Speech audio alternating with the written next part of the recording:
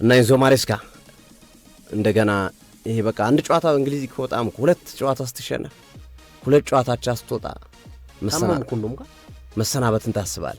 አመማቸው ኩታንትና ፕሬስ ኮንፈረንስም የፖስት ማች ኢንተርቪው አልሰጡም። አሟቸዋል አሉ። እዛው ቁርጠት አለባቸው። ደም ግፊቱም ባይሆን ቁርጠቱ ነበር ሰሞኑን ነበር የሆነ ጨዋታ ላይም ሰምቻለሁ እንደዛ አይነት ነገር ነበር።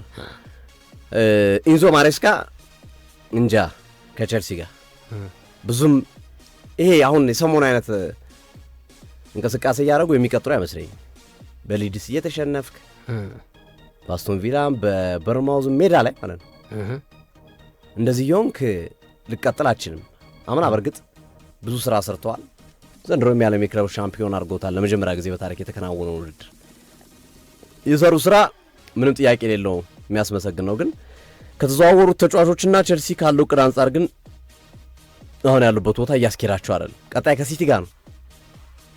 እሳቸውም እንደ ሩበን አሞሪም አይነት ባህሪ ያላቸው ያልተጠበቀ ጨዋታ ላይ ታምር ይሰሩና የሆነ ጨዋታ ላይ ለምሳሌ አርሰናል እንደዛ በጎደሎ ተጫዋች ወጥረው ከዛ በኋላ መደዳውን በቃ እጅ ሰጡ። ግን ያለ ካይሴዶ ነው ደግሞ የቀጣዩ ጌም ደግሞ ካለ ካይሴዶ ነው ሌላ ከባድ ቤት ካይሴዶ እኮ ያው አሁን እኮ ካይሴዶ እኮ ከሚኖር እኮ ባይኖር ይሻላል። ቀይ ነው ካርድ በቃ ምን እንደሆነ አልገባኝም። ከቅርብ ጊዜያቶች ወዲህ በጣም ስሜታዊ የሆነ ቲሙ ራሱ ቼልሲም ቲሙም እኮ የቢጫና የቀይ ካርድ መጠራቀሚያ ሆነ ስሜታዊ የሆነ ነው። ግን ይበልጥ ነው ካይሴዶም ልክ ነው። ስፔሻሊ ካይሴዶ እንደዛ አይነት ባህሪ አላቅበትም ነበር። አዲስ ነገር ነው እየተመለከትኩበት ያለሁት። ፈርስት ሬድ ካርድ ነው ያለፈው የአርሰናል ሬድ ካርድ እኮ በታሪክ በህይወቱ። ግን ከዛ በኋላ የሆነ ፍራስትሬሽን ውስጥ ያለ ይመስለኛል። የሆነው አይ ቲንክ አላቅም የቤተሰብ ኦር የሆነ ጭንቀት ያለበት ይመስላል። ጨዋታ ላይ በቃ ማለት ሀሳቡ ሌላ ቦታ ያለ ይመስላል። ኮንሰንትሬት አያደርግም። ኳስ ደግሞ ሉዝ ማድረግ አይፈልግም።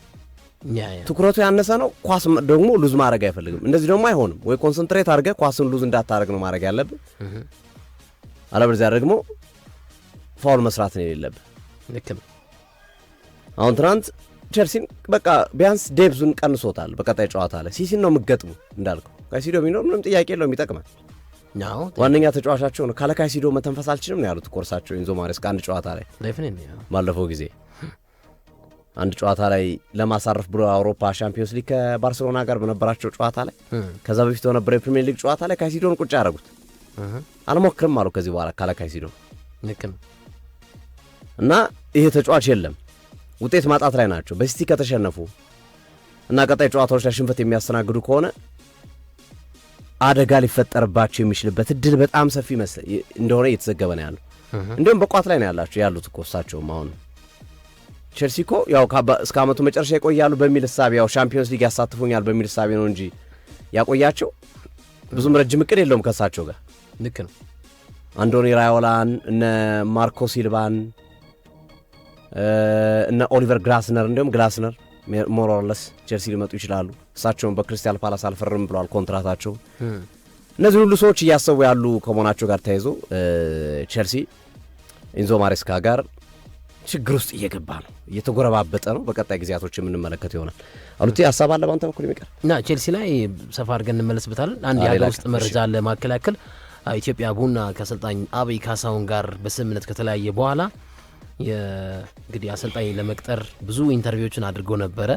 እኛም አንስተናል በዚህ ፕሮግራም ላይ። አሁን ግን ሳምሶን አየለ ቀጣዮቹ 2 ዓመታት የኢትዮጵያ ቡና ዋና አሰልጣኝ ይሆናል። ዛሬ ይጫወታሉ ኢትዮጵያ ቡና ከመቻል 9 ሰዓት ላይ ያለ ራምኬል ጄምስ ያለ የቡድኑ አምበል የኢትዮጵያ ብሔራዊ ቡድን የመሃል ተከላካይ የለም። ትንሽ ከበድ የሚል መርሃ ግብር ይሆናል። ግን ያው በፕሪሚየር ሊጉ እንታዘባለን። የዳኝነት ጉዳይም ዛሬም ካለ እስኪ እንመለከተዋለን። ይህን ለማከል ነው ሶፊ። በጣም አሪፍ አድማጭ ተመልካቾቻችን አብራችሁ ለቆያችሁ ሁሉ ከልብ እናመሰግናለን።